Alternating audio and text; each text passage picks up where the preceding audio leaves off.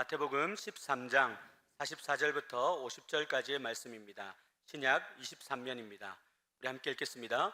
천국은 마치 밭에 감추인 보화와 같으니 사람이 이를 발견한 후 숨겨두고 기뻐하며 돌아가서 자기의 소유를 다 팔아 그 밭을 사느니라. 또 천국은 마치 좋은 진주를 구하는 장사와 같으니 극히 값진 진주 하나를 발견하며 가서 자기의 소유를 다 팔아 그 진주를 사느니라. 또 천국은 마치 바다에 치고 각종 물고기를 모는 그물과 같으니 그물에 가득하며 물가로 끌어내고 앉아서 좋은 것은 그릇에 담고 못된 것은 내버리느니라. 세상 끝에도 이러하리라. 천사들이 와서 의인 중에서 악인을 갈라내어 풀무불에 던져 넣으리니 거기서 울며 이를 갈리라. 예수님은 마태복음 13장에서 천국은 이런 곳이다 7가지 비유를 말씀하셨습니다. 우리는 알곡과 가라지가 있다. 알곡 신자 천국 갑니다. 가라지 교인 천국 못 갑니다. 우리 옆 사람 인사합시다. 알곡 신자 됩시다. 천국에서 만납시다. 밭에 감추인 보화 발견한 사람은 전 재산을 팔아서 그 밭을 소유했습니다. 왜요? 그 밭 소유하면 다른 것 다 소유하는 거니까. 천국은 우리 모든 것을 팔아서 소유할 가치가 있습니다. 할렐루야. 오늘은 세 번째로 천국은 마치 극히 값진 진주를 발견한 장사와 같다고 했습니다. 45절 46절 함께 읽으시겠습니다. 또 천국은 마치 좋은 진주를 구하는 장사와 같으니 극히 값진 진주 하나를 발견하며 가서 자기의 소유를 다 팔아 그 진주를 사느니라. 밭에 감추인 보화와 극히 값진 진주 비유는 같은 맥락의 말씀입니다. 두 비유 다 천국이 얼마나 가치가 있는가, 가장 귀하고 가장 가치 있는 것이 천국이다. 밭에 감추인 보화도 극히 값진 진주도 그것을 말하고 있습니다. 믿습니까? 안 믿으시는구나. 믿습니까? 믿습니까? 믿으시기 바랍니다. 이 두 비유는 차이도 있습니다. 밭에 감추인 보화는 우연히 횡재를 한 것입니다. 극히 값진 진주는 온 세상을 찾아다니다가 극히 값진 진주를 발견했을 때 두 사람 다 모든 소유를 팔아서 그것을 소유했습니다. 왜요? 가장 귀하기 때문에. 할렐루야. 이 두 비유의 결과는 똑같습니다. 밭에 감춘 보화를 발견한 사람도 극히 값진 진주를 찾은 사람도 전 소유를 팔아서 그것을 소유했습니다. 왜요? 가장 귀하기 때문에. 천국은 가장 귀한 줄 믿습니다. 믿습니까? 천국은 가장 귀한 줄 믿습니다. 가장 가치 있는 것입니다. 진주는 성경시대의 가장 값진 보석 가운데 하나였습니다. 오늘날은 양식을 통해서 많은 진주를 생산해냅니다만은 옛날에는 인도양이나 페르시아만에서 생산되는 자연산밖에 없었습니다. 그러니 귀하지요.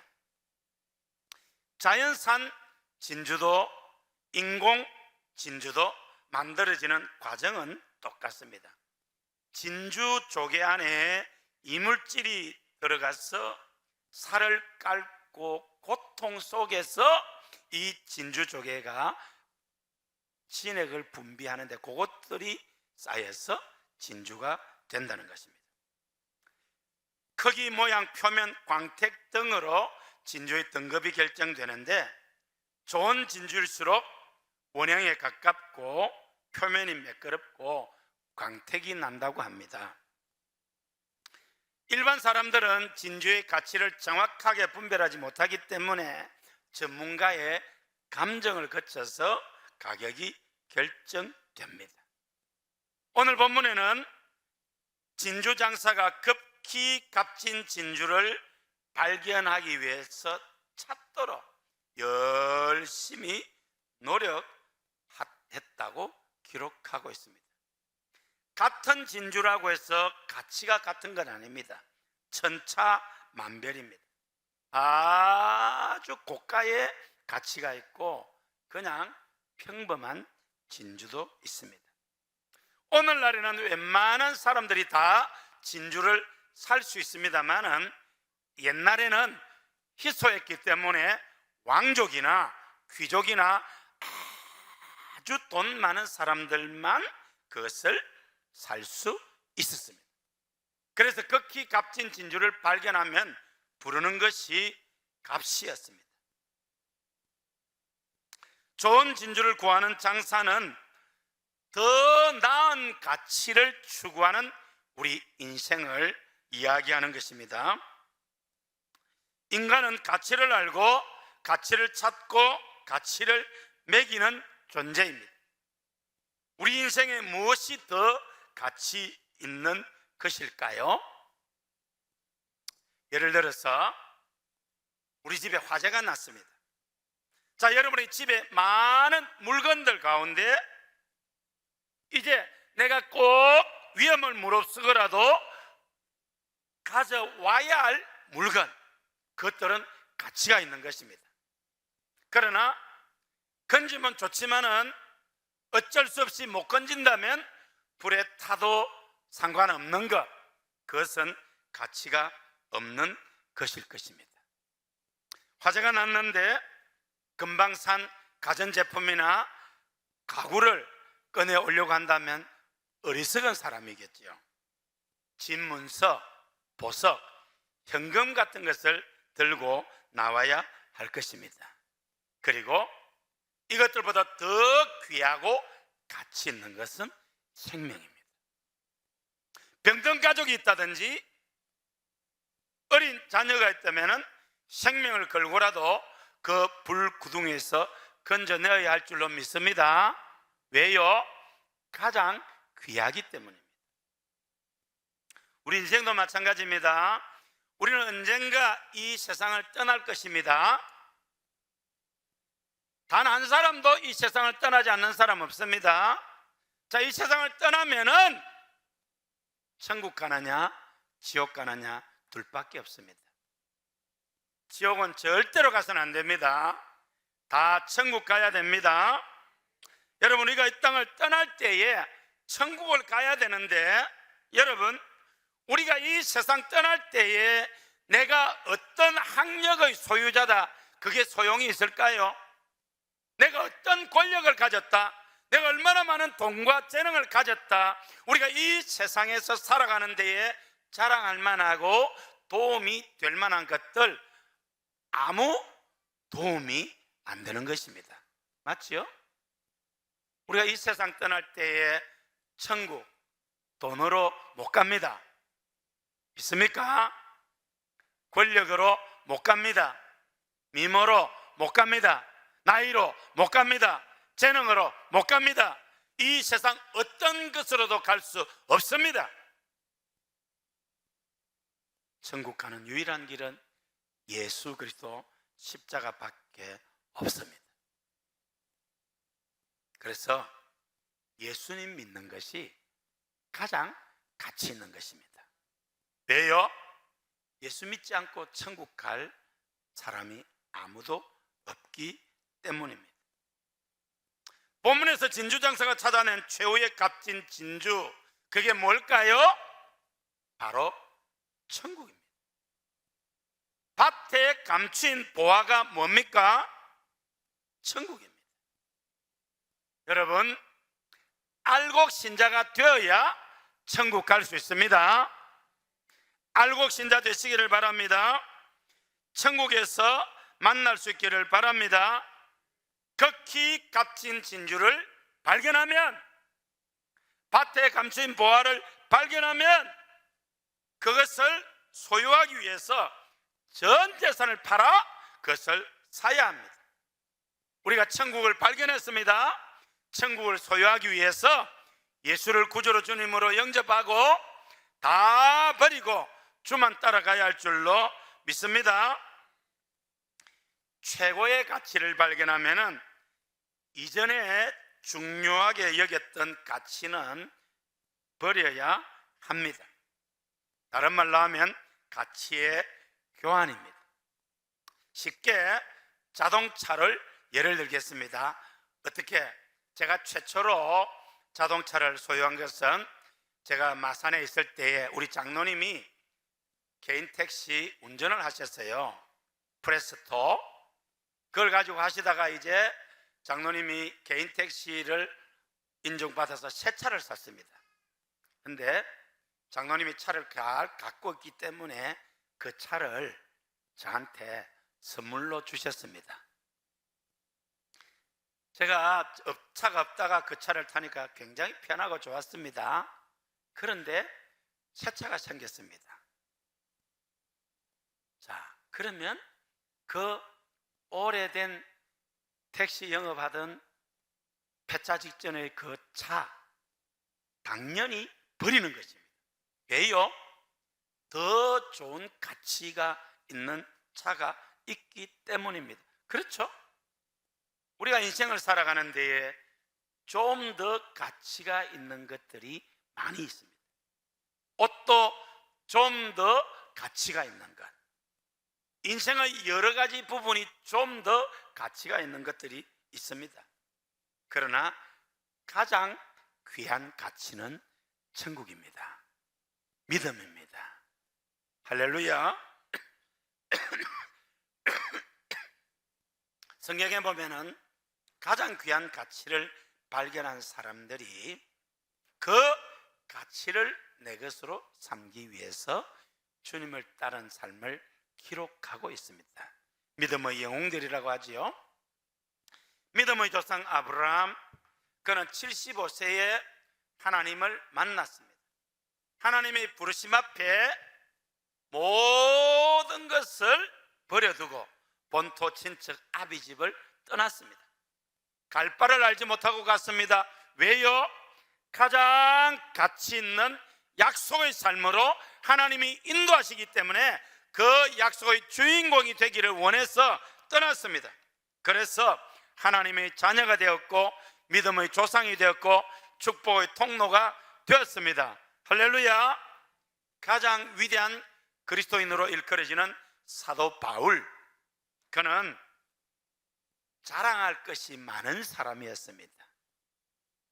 그런데 예수님을 인격적으로 만나고 난 뒤에는 그것들 다 배설물로 여긴다고 했습니다. 빌립보 3장 4절로 12절 우리 함께 읽으시겠습니다. 그러나 나도 육체를 신뢰할 만하며 만일 누구든지 다른 이가 다 같이 큰 소리로 읽겠습니다. 다 같이 시작.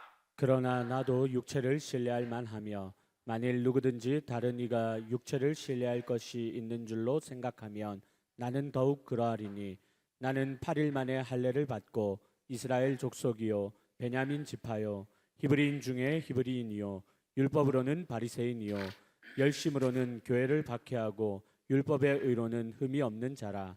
그러나 무엇이든지 내게 유익하던 것을 내가 그리스도를 위하여 다 해로 여길 뿐더러 또한 모든 것을 해로 여김은 내 주 그리스도 예수님을 아는 지식이 가장 고상하기 때문이라. 내가 그를 위하여 모든 것을 잃어버리고 배설물로 여김은 그리스도를 얻고 그 안에서 발견되려 함이니 내가 가진 의는 율법에서 난 것이 아니요 오직 그리스도를 믿음으로 말미암은 것이니 곧 믿음으로 하나님께로부터 난 의라. 내가 그리스도와 그 부활의 권능과 그 고난의 참여함을 알고자 하여 그의 죽으심을 본받아 어떻게 해서든지 죽은 자 가운데서 부활에 이르려 하노니 내가 이미 얻었다 함도 아니요 온전히 이루었다 함도 아니라 오직 내가 그리스도 예수님께 잡힌 바 된 그것을 잡으려고 달려가노라. 아멘. 사도 바울이 어느 누구에도 뒤지지 않는 이런 자랑거리가 있었다는 거예요. 나는 가문이 좋습니다. 태어날 때부터 로마 시민권자다. 당대 최고의 가말리알 문화에서 배운 천재적인 학식을 가진 사람이에요. 율법의 의로는 흠이 없다. 그렇게 다 자랑하던 것. 그러나 무엇이든지 내게 유익하던 것을 내가 그리스도를 위하여 다 해로 여길 뿐더러 다 모든 것을 해로 여기면 내 주 그리스도 예수님을 아는 지식이 가장 고상하기 때문이라. 크게 아멘 해야 되는. 가장 고상하기 때문이라. 내가 예수님을 위하여 모든 것을 잃어버리고 배설물로 여기면 그리스도를 얻고 그 안에서 발견되려 함이니. 할렐루야. 내가 이미 얻었다함도 아니요 온전히 이뤘다함도 아니라 오직 내가 그리스도 예수님께 잡힌 바 된 그것을 잡으려고 달려가노라. 할렐루야. 극히 값진 진주, 그분이 예수 그리스도입니다. 예수 그리스도를 만나고 다 배설물로 여겼다는 거죠. 왜요? 극히 값진 진주를 소유해야 하기 때문에. 밭에 감추인 보화를 내 것으로 삼기 위해서는 모든 소유를 팔아서 사야 하는 것입니다.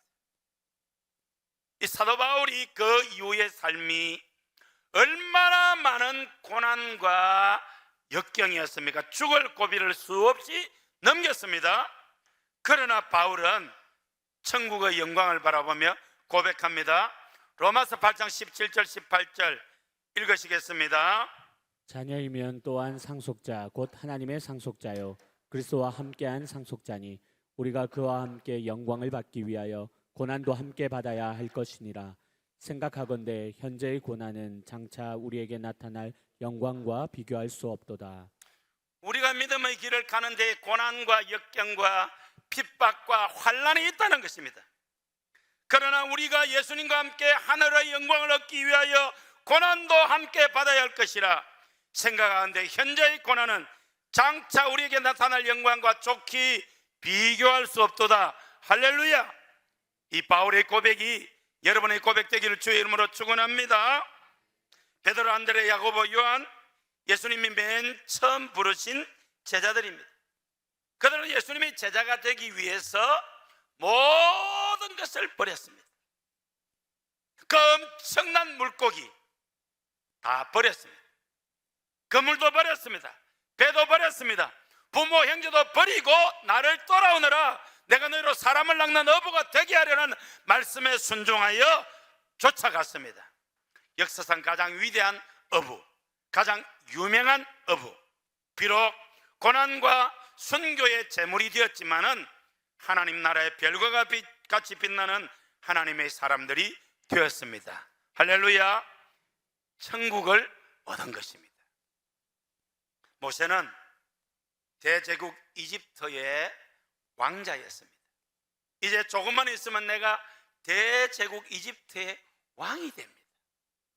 그런데 히브리서 기자는 모세가 애굽에서의 부귀 영화보다도 주님을 위한 고난을 택했다고 기록하고 있습니다. 히브리서 11장 24절 25절 우리 24절로 26절 읽으시겠습니다.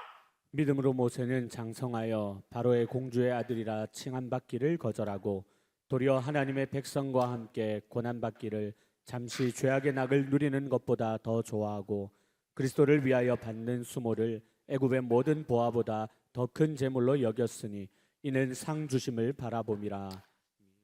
지금 우리 국민의힘에서는 당 대표를 뽑는데 이게 점잖은 사람들이 너무 좀 그래요.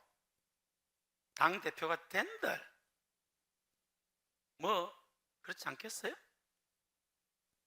대통령도 탄핵도 당하고 자살도 하고.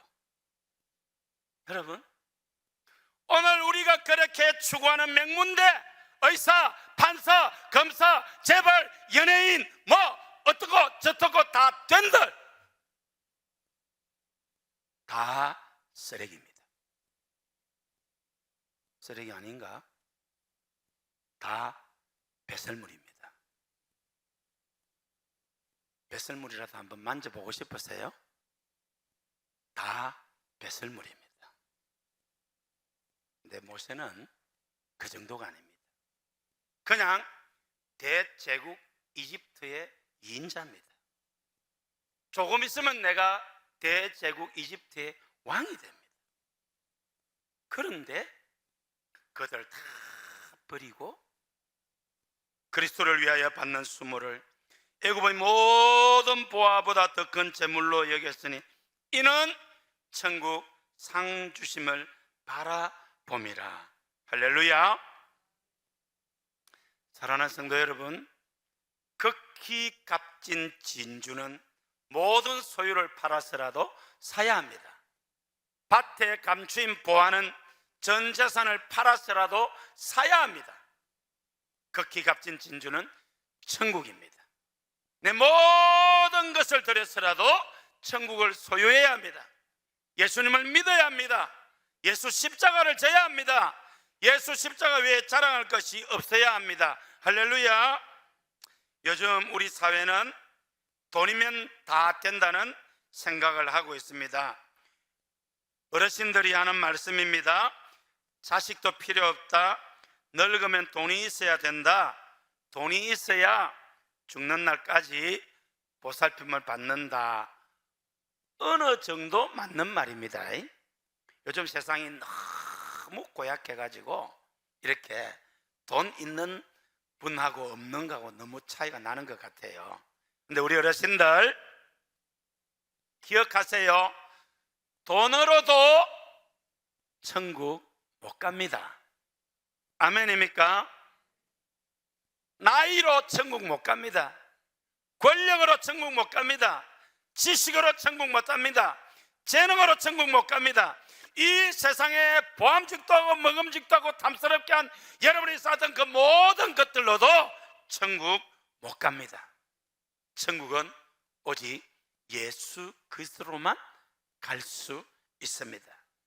극히 값진 진주는 천국입니다. 밭에 감추인 보화도 천국입니다. 천국 지옥이 있음을 믿으시기 바랍니다. 천국 가야 합니다. 천국에서 다 만날 수 있기를 바랍니다. 천국을 소유하기 위해서 진실한 그리스도인이 되어야 되고 주님을 올바르게 따라야 할 줄로 믿습니다. 우리 천국에서 다 만납시다. 알고 신자 됩시다. PPT 보겠습니다.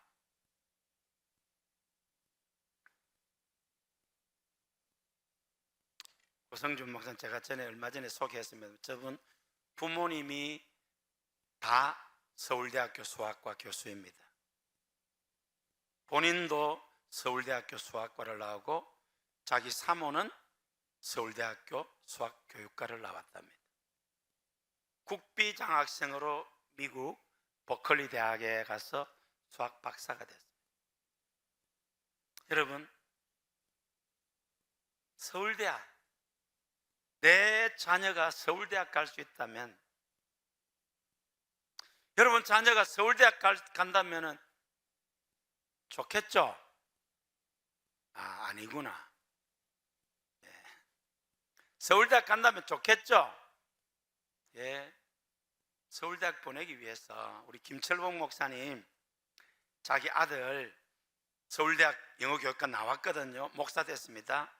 딱 애가 태어나서 김철봉 목사님이 너는 서울대학이다. 진짜로 서울대학을 보냈어요. 서울대, 부모님이 서울대 수학과 교수님이고 자기도 서울대 출신의 박사니까 참 세상적으로 추구하는 바가 제법 가치가 있었잖아요.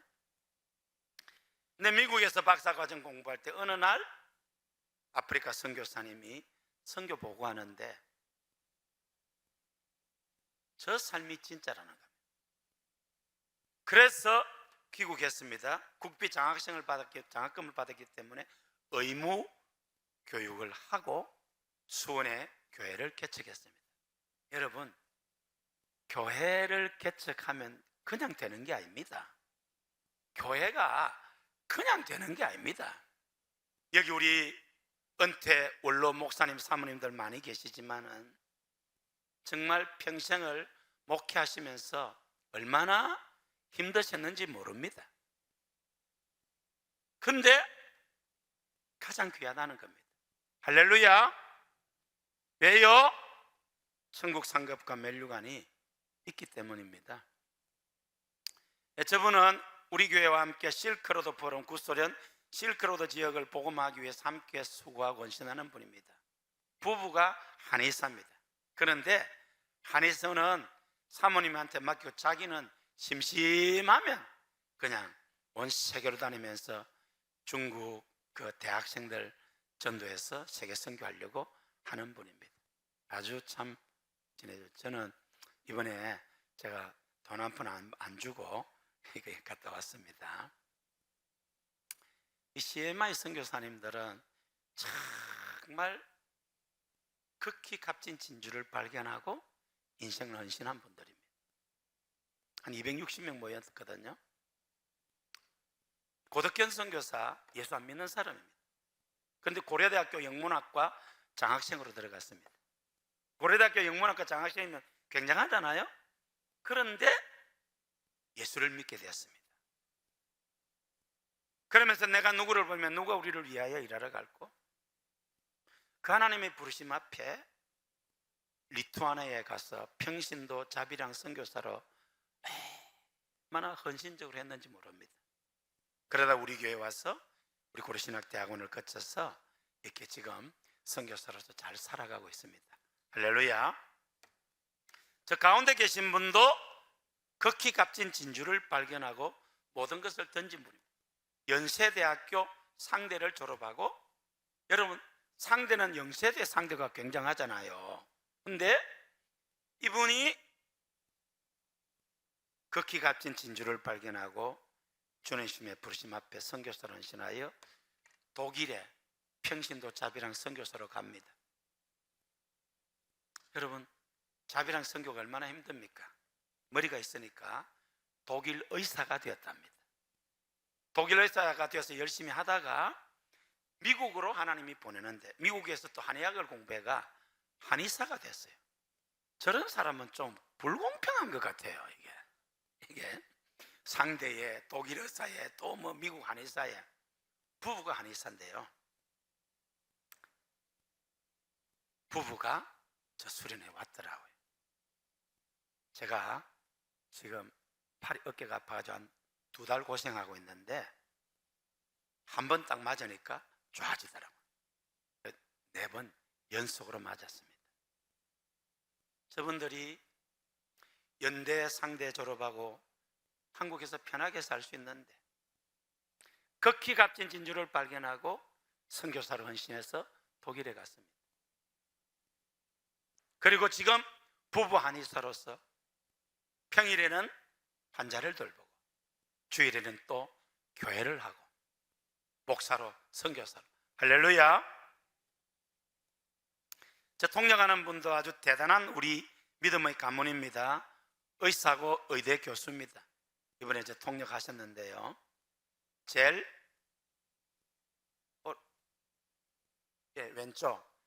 왼쪽에 있는 저 홍마가 선교사님, 저분은 충청도 출신인데 3남 2녀 중에 막내입니다. 아버지가 술을 너무 많이 드시는데 가족을 때리고 괴롭히니까 너무 힘들었는데 아버지가 자살했어요. 아버지가 죽었다는 슬픔보다도 이제 이 지옥에서 벗어났구나 하는 생각이 들더라고요. 대학에 가서 음주와 타락의 길을 가다가 예수를 만나게 됩니다. 예수님을 인격적으로 만나게 됩니다. 극히 값진 진주를 발견한 거죠. 밭에 감춘 보화를 발견했습니다. 그래서 선교사의 부름 앞에 섰을 때에 갈등이 생깁니다. 왜요? 어머니가 반신불수입니다. 자기가 어머니 병수발을 하고 가족을 돌아봐야 하는데, 주님은 내가 누구를 보내면 누가 우리를 위하여 일하러 갈고? 여러분 어떻게 하시겠어요? 우리 권사님 어쩔랍니까? 내가 눈 안 마주치려고 살 눈 돌리지 마시고, 여러분 얼마나 괴롭겠어요? 우리 어머니 병 좀 낫고 나서 가겠습니다. 아니고 그 주님의 부르심을 거역할 수 없어서 선교지 가니까 얼마나 본인이 괴롭고 어머니와 가족들, 사람들은 손가락질할 거 아니에요. 그래도 주님의 부르심 앞에 안 갈 수 없었습니다. 할렐루야. 좋으신 하나님께서 얼마 뒤에 어머니 고쳐주신 줄로 믿습니다. 저분이 외국으로 갔다가 미국으로 파견됐어요. 미국에 가서 영어가 서투는데 그 서툰 영어로 전도를 하는데 열매가 많은 거예요. 그래서 영어는 서툴지만은 저분이 국제 CMI 대표가 됩니다. 얼마나 우리 교회 왔다 가셨죠? 결혼하고 내가 사진 좀 보내달라 했어요. 사모님하고.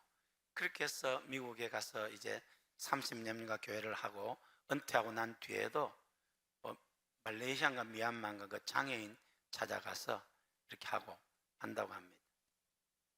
오늘 이 예배 자리에 우리 교회가 파송한 우리 박진욱 선교사하고 이미경 사모님이 저기 와 있습니다. 둘 다 불신 가정에서 나왔습니다. 박진욱 선교사도 똑똑하지만은 이미경 사모는 사업을 했으면 아마 어마어마하게 돈 벌 사람이에요. 치과 거기에 뭐 상담인가 하면서 굉장히 잘. 그래서 그 대구에서 할 때 그 의사가 얼마나 좋아했는지 모르겠어요. 주의 부르심 앞에 다 내려놓고 선교지에 갔습니다.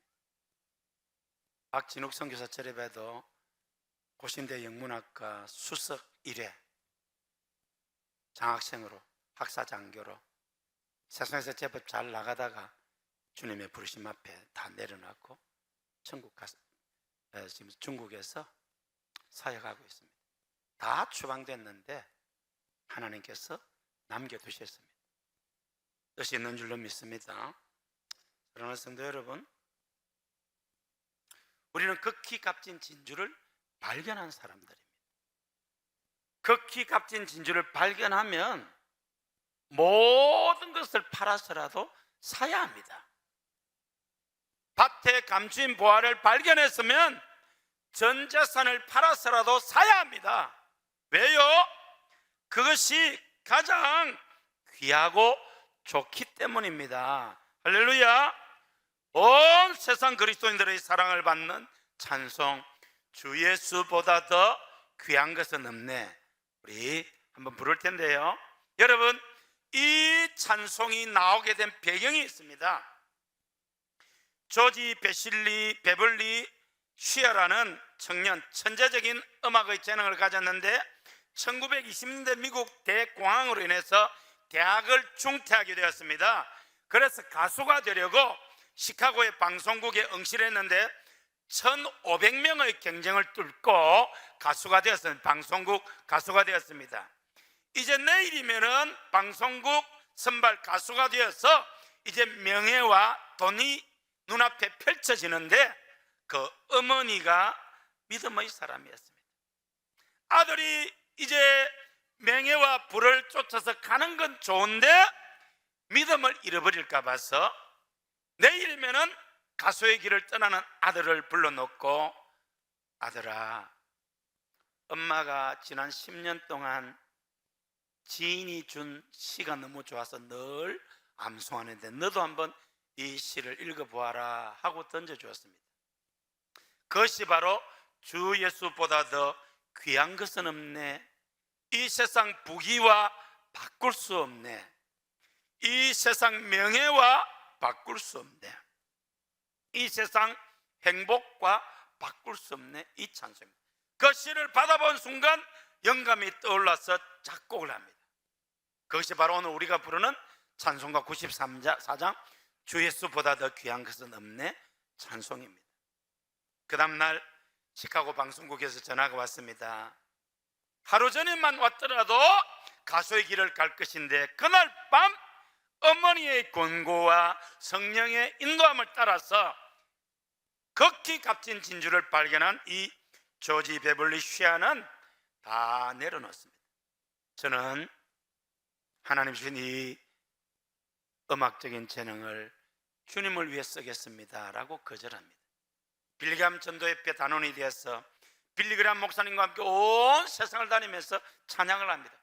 1973년 엑스플로 74 여의도 광장에 대회가 열렸을 때에 이분이 와서 간증을 해서 온 국민에게 감동을 줬습니다.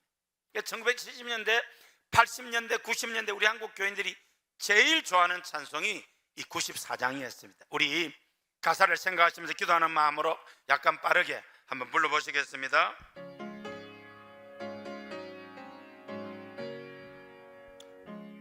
주 예수보다도 귀한 것은 없네 이 세상 무기와 바꿀 수 없네 영주건 내 대신 돌아가신 그 놀라운 사랑 잊지 못해 세상 즐거움 다 버리고 세상 자랑 버렸네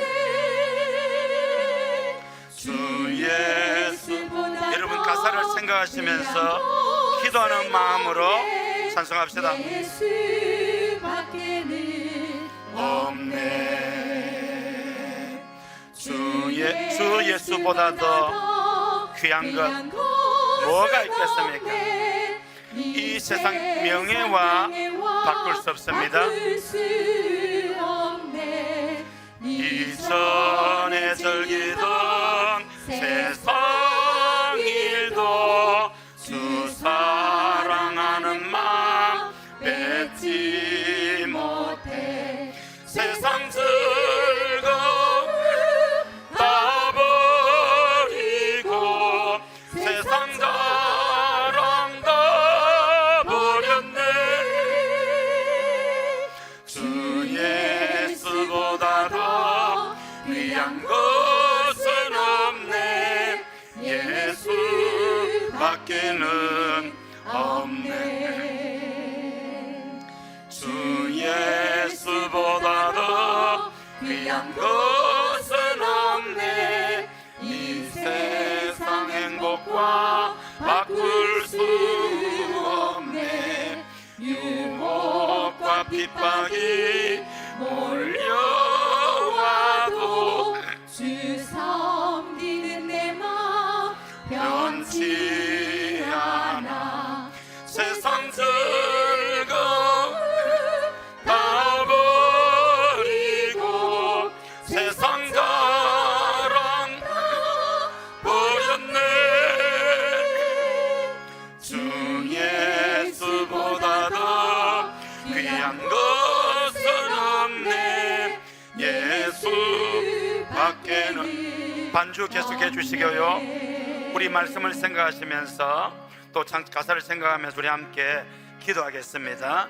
천국은 밭에 감춘 보화를 발견한 사람과 같습니다.